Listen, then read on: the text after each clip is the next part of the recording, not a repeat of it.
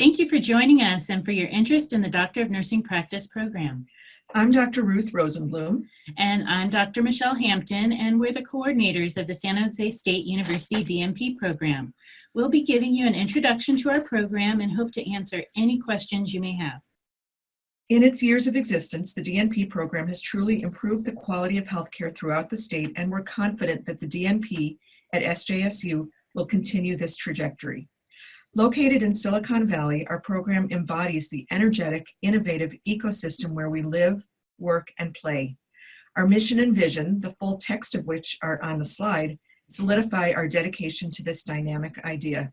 Our program's mission is to prepare nurses at the doctoral level to be leaders, advanced practice clinicians, and future faculty capable of meeting the needs of California's healthcare environment. It is our vision that with the tools of our program, our graduates will serve as stewards of the nursing discipline and work collaboratively with other disciplines to improve the health and healthcare systems of our community. The DNP is a practice degree similar to the MD, DPT, or PharmD. The difference between the PhD and DNP is that the DNP is practice-based and practice-focused. Do you have any questions? Actually, yes. Well, I like research, but I think I'm more interested in bedside practice. I'm dedicated to pursuing an advanced degree, but which would be the better degree path for me? If you're interested in practice, then the DNP degree is actually the perfect fit for you. It prepares students for expertise in critical appraisal and application of clinical research to improve healthcare in the settings where you work. It's a great way to influence care quality and safety in your organization and community. To qualify for admission, a student must have a Master's of Science in Nursing. But some non-nursing master's degrees will be considered on a case-by-case basis with some additional work. The master's must be health-related, and the student will need to complete additional coursework in nursing theory, research methods, transcultural nursing, and informatics to be considered. You must have an overall GPA of 3.0 or greater in your master's program, and you must have an active, unrestricted California license. You must have preparation and experience as an advanced practice nurse, administrator, or educator. Additionally, students must reside, that is, maintain a home address in California while enrolled in the program. Lastly, and though not a requirement for admission, it is strongly encouraged that students have national certification in a nursing area or specialty. If you do not have this at the time of admission, it will be required before graduation. As stated in the admissions information, the DNP program is for nurses who already have a master's degree.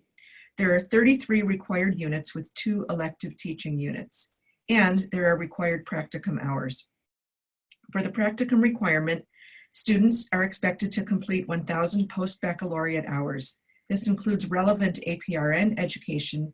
However, 270 hours must be completed during the course of the program at a minimum, even if the student has already completed 1,000 hours during their master's work.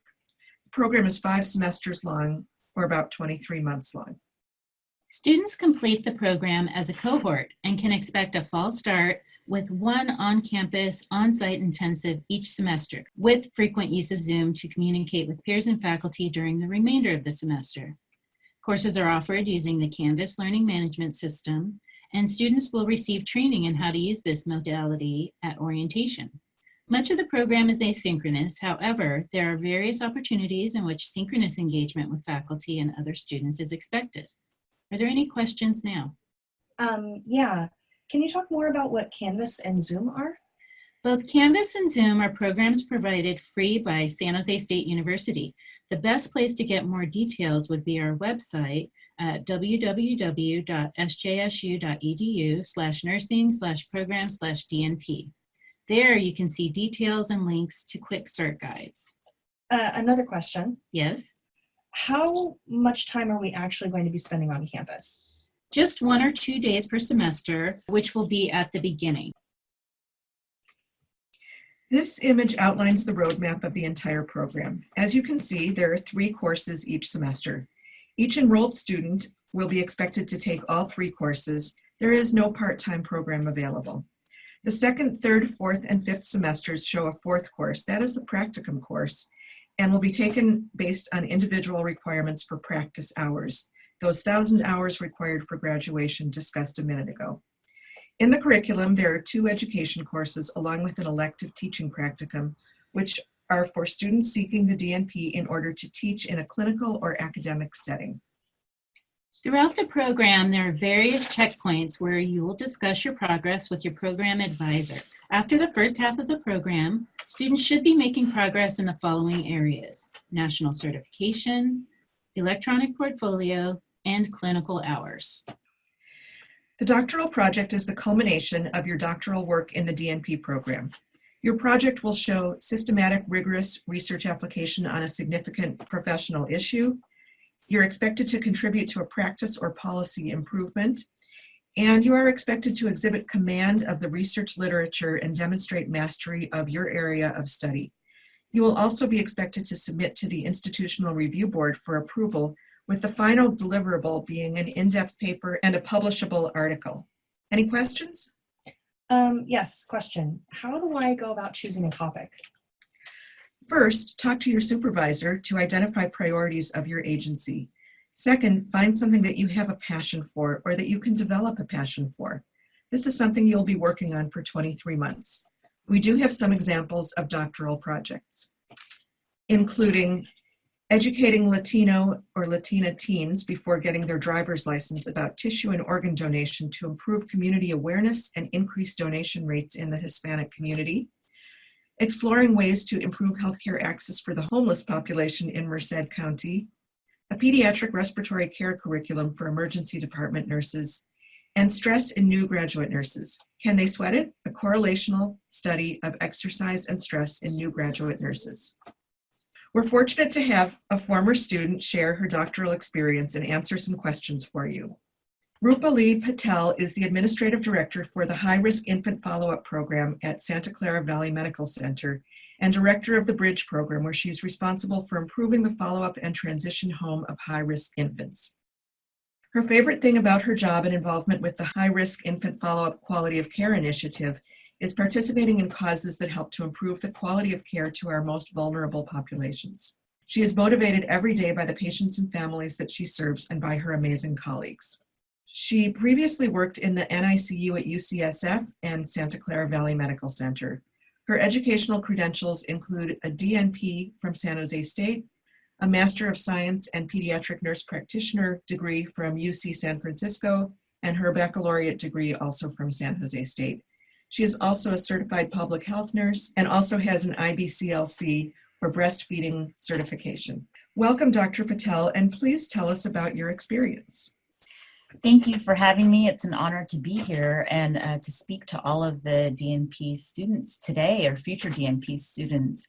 I have to say the experience that I had through the doctoral program was just life-changing for me. It helped me in so many ways and opened up so many opportunities for me and helped me view things differently in a way that I never knew was possible until after completing the doctoral program.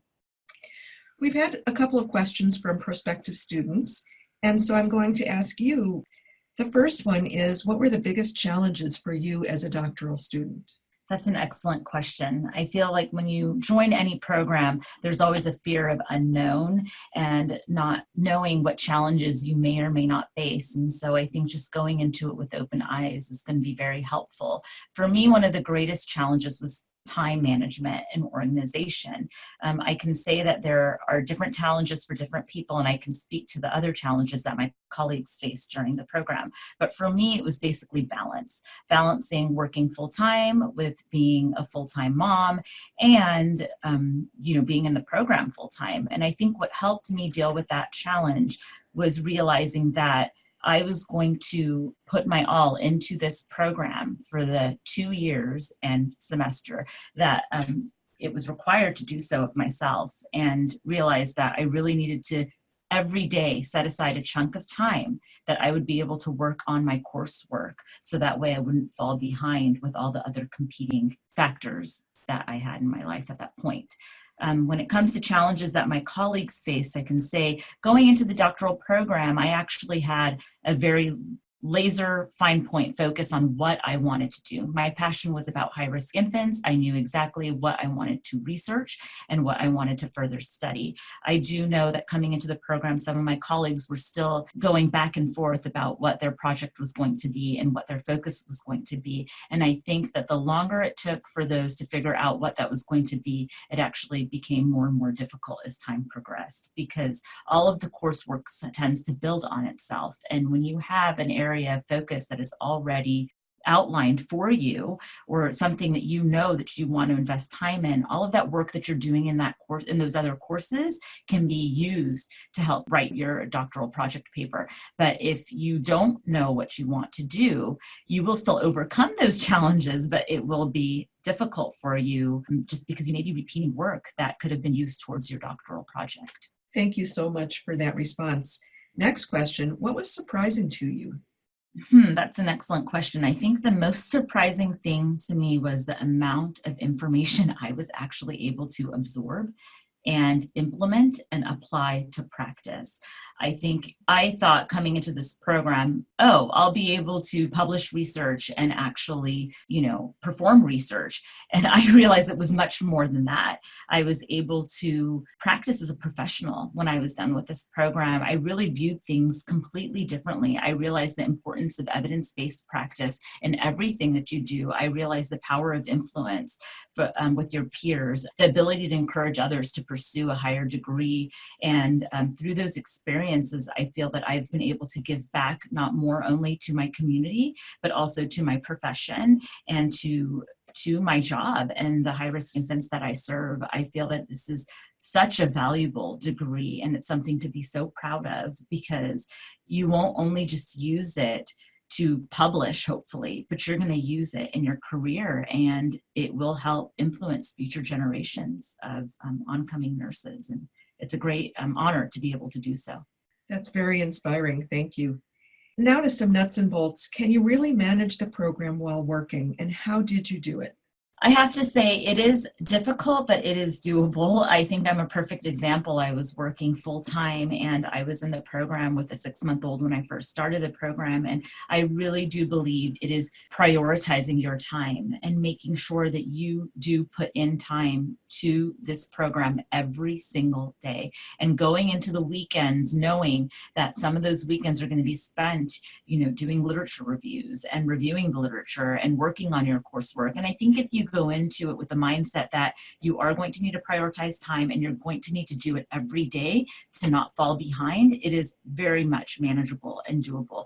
All of the professors are amazing, very supportive, very understanding. Everybody in this program wants you to succeed. So I feel that all you need to do is show up, be there, and put in that hard work. And the only way that it's possible to do it if you're working full-time is setting aside time every single day. I know that my colleagues that did struggle a little bit with the program when working full-time were those who said, I'm just not going to do anything Monday through Friday, and then when the weekend rolls around, I'm going to put in that time. And then sometimes life events occur and you don't have that time that you were hoping to put in on the weekends. So if I can say during your lunch break at work, if you have that hour, set that hour aside to do your logs, set that hour aside to just get things organized and get, a calendar for you. Plan a week out in advance, if not 2 weeks out in advance. Make sure you know when your assignments are going to be due and create timelines for each course. And then also make sure you're not only working hard, but working smart. You want to make sure that what you are doing research for is actually going to be utilized towards your doctoral project that's going to be due in the end. And it's going to be very difficult if you don't figure out your topic sooner than later, and then you're doing all this work, legwork for all this research, lit reviews, and then you change your topic halfway through, and then you're going to have to redo all of that work. It's possible. There have been people that have done it, but in order to have this be a smooth, wonderful experience, I think time management and figuring out your topic up front is going to be very, very helpful and beneficial to you all. And finally, a student has asked, I'm not a great writer. What can I do to prepare for this? Sure. Well, your coursework is definitely going to prepare you for it because you will be doing a lot of writing. But if you are struggling with writing, I highly recommend tapping into the resources that are available to you. There are a lot of great resources that our campus library has to offer when it comes to writing. I think reading literature and reviewing literature is really going to help you. The more you read, it's just going to be ingrained with you with regard to format and how to write, appropriately. I think even reading the syllabuses that your professors put out and give to you is going to show you their style, and you can take from their style and help implement some of the things that you like in the way that they're written into your own writing. It's going to be key that you have people review your work. I really do strongly believe in the power of peer review, and it is important to have more than one set of eyes read your papers that are due. I had my husband read my stuff. I had my colleagues read my stuff. I had Dr. Rosenblum take a look at my stuff before I ended up submitting it. So I think it's utilizing your resources, working efficiently, and tapping into the great professors you have, the great library resources that you have, but also read, read, read. The more literature you get your hands on, you will automatically be able to basically fasten down the lingo of what it's going to take to write doctoral level work. Thank you so much, Dr. Patel. Your insights are invaluable. Absolutely. My pleasure, and good luck to you all. Dr. Patel shared some really great advice, especially about writing help and campus resources. Thankfully, San Jose State has quite a few resources available to students, and these include the Dr. Martin Luther King Jr. Library, the eCampus Department for software questions and learning tools, a dedicated student support analyst within the DNP program who's there to assist with online learning issues or questions, ScholarWorks for access to selected articles from faculty and previously graduated students. This would be a great place to look for more examples of past DNP projects. There's the Writing Center, which is a wonderful resource that all students should explore, and the campus itself, which is a vibrant ecosystem with a rich culture. Finally, if you're inclined to spend some time on San Jose State's campus, faculty are also available by appointment to advise and assist you. There are many more resources available through San Jose State, which can be discovered by exploring our university website. Students should plan for the following expenses. The tuition cost is determined by the Chancellor's Office and is subject to change. The entire program cost is less than $40,000. Question, do you have any scholarships or some other financial help available? If accepted to the program, you'll be eligible to apply for financial aid via San Jose State University. Additionally, other opportunities for scholarships arise periodically. Finally, you should explore within your own specialty and professional organizations and even your place of employment for scholarships or tuition reimbursement programs. For more information about the program, please visit our website at the link shown on the slide. That's www.sjsu.edu/nursing/program/DNP. You can also reach out to the team through our program email. It's drnursingpractice@sjsu.edu. Our team consists of Dr. Rosenblum and myself. We are the DNP program coordinators, as well as Maya Carlisle, our recruitment coordinator, and Brian Gothberg, our student support analyst. Thank you for your time, and we look forward to hearing from you.